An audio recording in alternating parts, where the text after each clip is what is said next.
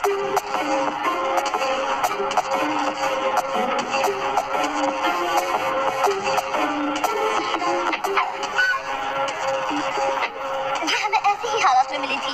इतना तब ही डरता हूँ जब घर में बेसन पूरी तरह से खत्म हो जाती है।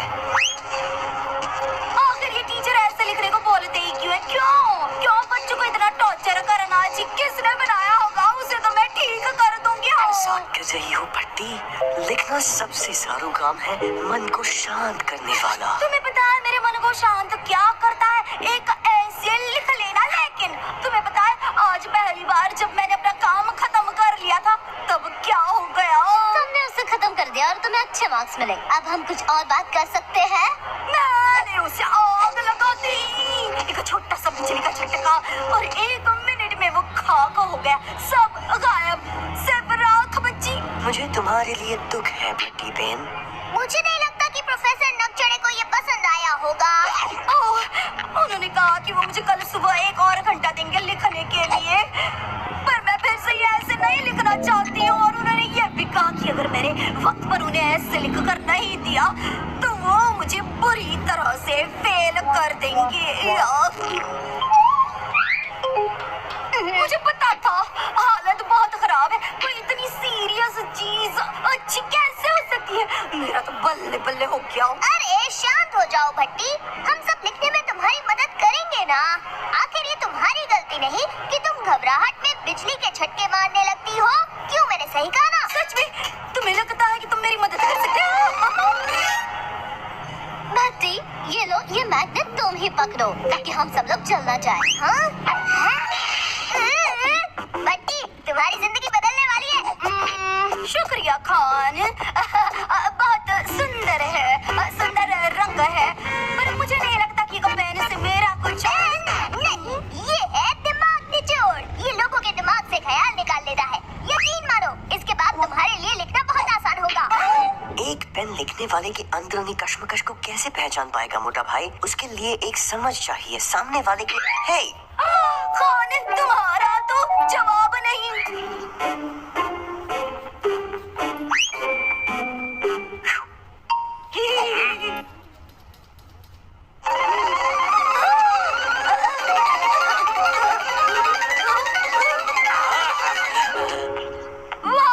मुझे ए मिला है। मुझे आखिरी बार कब मिला था? मुझे लगता नहीं है कि मुझे पहले कभी ए मिला भी था। बल्ले बल्ले दिमाग निचोड़, मैं तुम्हें कभी अपने आप से दूर नहीं करूंगी, कभी नहीं। तो तुम मुझसे पूछोगे नहीं कि ऐसे कैसा लिखा मैंने, पर बताने का वक्त नहीं है। मुझे बहुत लिखना है। अब समझ आया, मैंने बहुत बड़ी गड़बड़ कर दी है। अरे अच्छी बातें भी तो सोचो। अगर वो सारा वक्त लिखने में बिताएगी तो वो खुद के साथ कोई गड़बड़ नहीं करेगी। हाँ सच में, भट्टी तो काफी गड़बड़ मचा सकती थी।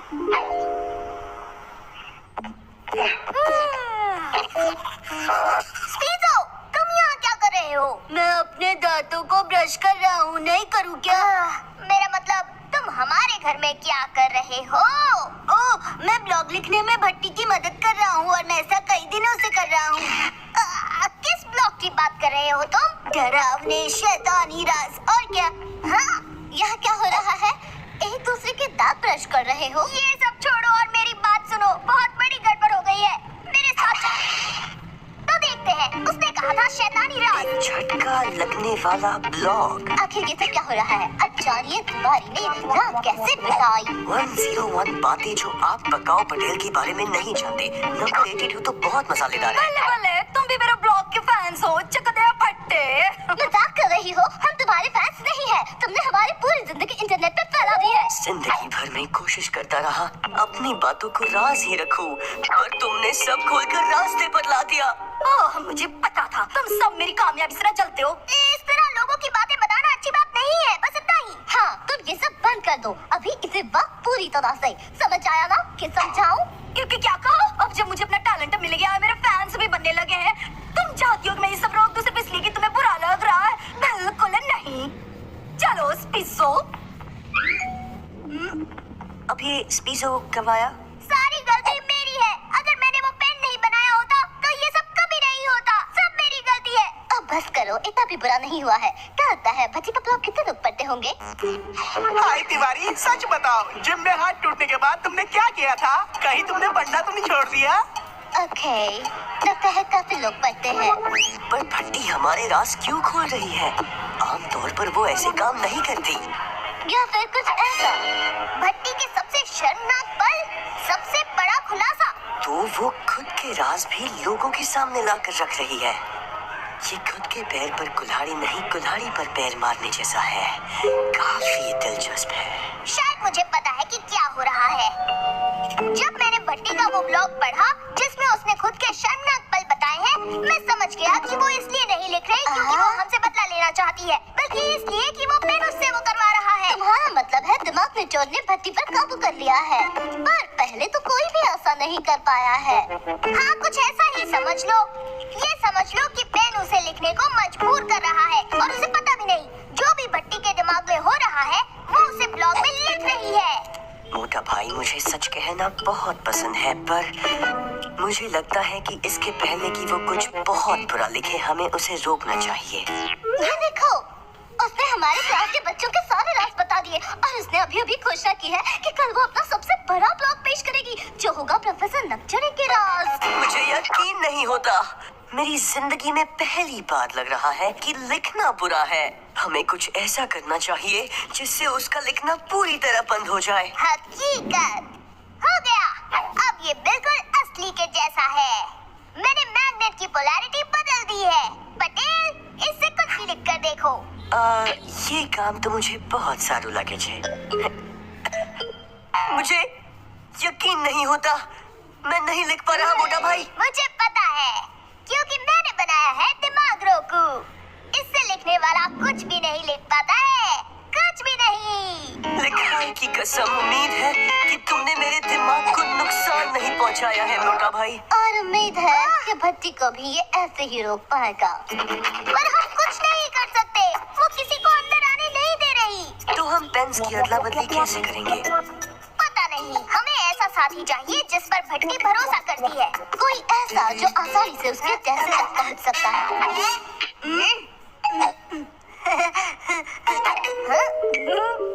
बहुत आसान है।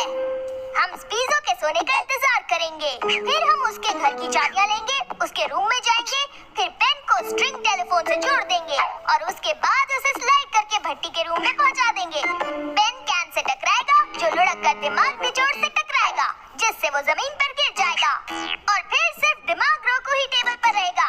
ये बिल्कुल आसान नहीं होगा, पर मैंने पूरा हिसाब कर लिया है। हमारे कामयाब होने के मौके 5500 में से एक है। तो क्या ख्याल है? हम सोच रहे थे कि स्पीजो को पेन बदलने के लिए कह देंगे।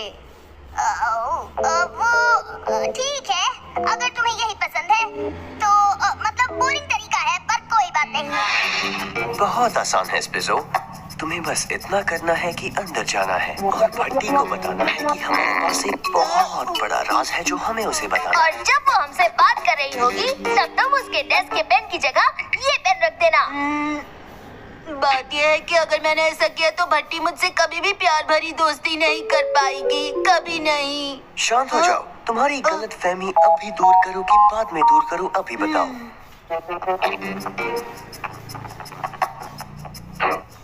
अब बस एक ही बात है कि हम उसे कौन सा राज बताएंगे। तो कौन सा वाला राज बताना है? हाँ,